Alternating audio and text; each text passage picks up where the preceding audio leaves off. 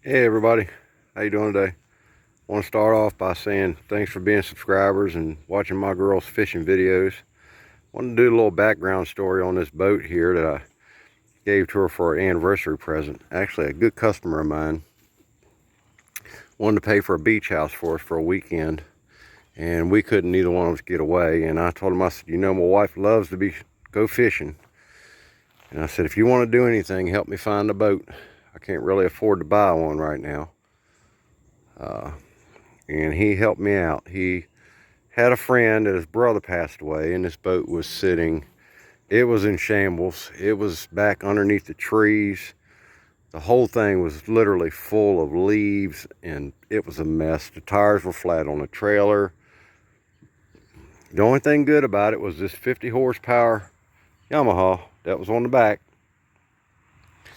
which was a nightmare going through it and cleaning it up. But I cleaned it all out, pulled the sideboards here, cleaned out everything. The leaves that are all down in there. I had to replace the floor all throughout, cleaned it all out, and checked the lines, because there's actually lines that run up the boat to a live well, which is right here. And I put a new pump back there for the live well. I need to replace the plywood up here. I replaced the plywood on the nose and put our tie ropes and anchors for the tie ropes on there, and put a little fishing pole holder.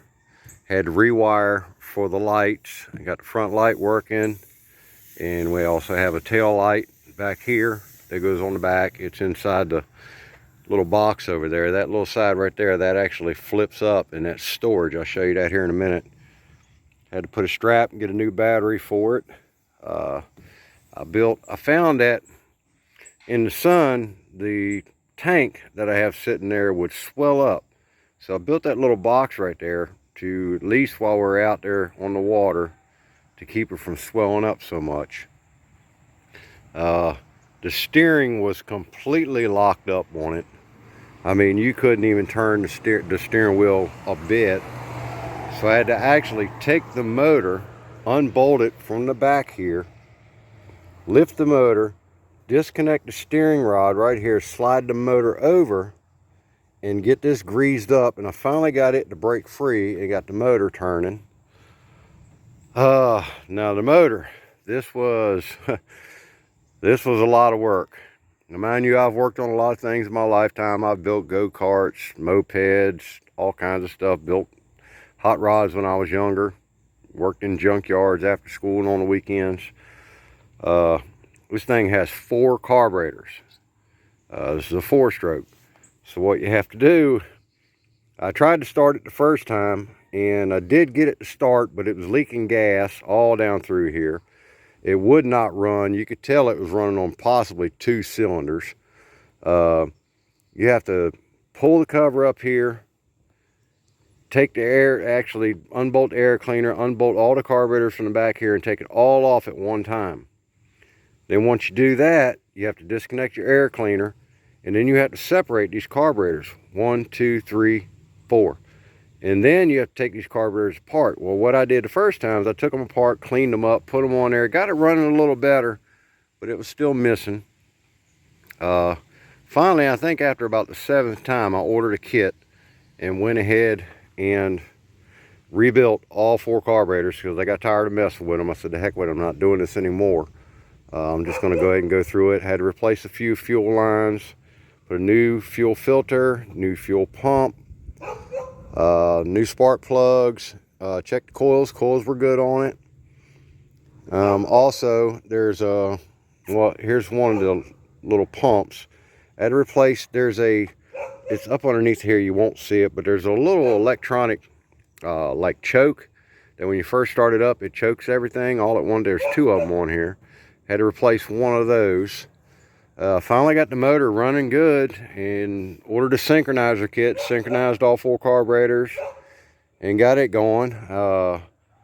Pulled the bottom end off of it. Put a new impeller for the water feed to cool the engine, because it was all dry rotted and cracked up. Of course, put new gear oil on the bottom, new oil on the motor. This is the little stub out for my live well. This pulls water in and pulls water up to the front of the boat for the live well.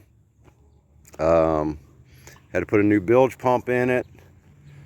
Let's see, the seats are in my shed right now. I can't leave them out, they'll dry crack. Put these little mounts in for a seat right here. There used to be actually a built-in box right here. I got rid of that and put a swivel seat that sits here. Got all of our switches, had to rewire and switch. Got our switches for our lights and our bilge pump and all that stuff over here. I've got a rear view mirror that hangs here. I need to get her a little depth finder. I haven't done that yet. And let's see here, what else? The trailer is a little rusty. I need to pull the boat off the trailer and paint it up. Got some good tires on it. Had to rewire all the trailer lights because they weren't working. Of course, this strap was dry rotted and it broke the first time we tried to take the boat out. And we'll get over here. I'll show you a little storage bin. Now, of course, I need to replace all this stuff. I replaced what I had to replace so she could get out and use the boat. She was antsy, and she pretty much at first told me, "You're never going to get that boat going." And I said, "Thanks for telling me that. Now you just gave me a reason to do it." So I did. Got a little storage in here where we have all of our life jackets and whatnot, stuff like that. Also, when I rebuilt the carburetors, this particular 50 horsepower, you can actually change the jets inside, and it makes it a 60 horsepower. Well, I did that, but it was so much torque, it started to separate the transom back here. So I took the motor and jacked it up, rebolted the transom here, and had to seal a few holes back here. But then what I had to do was, if you see that steel cable, I hooked the steel cable to the motor itself, ran that through the backside of the transom here, and then I tied it to the floor here. So I didn't have, when you throw the throttle down, rather than it, twist the transom in the back, it'll lift the front end up and take off. You can see the dark spot there where the old seat used to be. What else?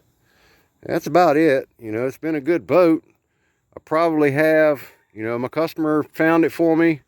I paid $400 to him for the boat, motor, trailer, and everything. I probably have about, I want to say, give or take, $1,000 in it. It's been a decent little boat. I had to get her something, because when we moved from one state to another, we sold everything and moved here. And the first thing she said, "We're down here at all these lakes and I have no boat to go out." So I had to work for it a little bit. Took a little bit of work, but it's been a blessing, and it gets us out there, and she enjoys it. And hopefully, she's out of town right now, but when she gets back, I'm going to take her out, and hopefully we can get you guys a video out there of her catching a great big fish. I know all the times we've been out there, they haven't been very big, but I appreciate you guys watching the videos and stuff. It helps our channel. So anyway, I'm going to go ahead and wrap this up, and thank you guys for subscribing and following along with us, and we'll see if we can get some more good content out there to you. Have a good day. Thanks. Almost forgot. I almost forgot. For you guys that haven't seen any of these videos yet, I'm going to try to put a link in the description at the end of this video where you can look at her first test drive of it, smiling ear to ear. It got a lot of views on YouTube. So anyway, you guys can check that one out. Thanks a lot. Thanks again. Have a good day.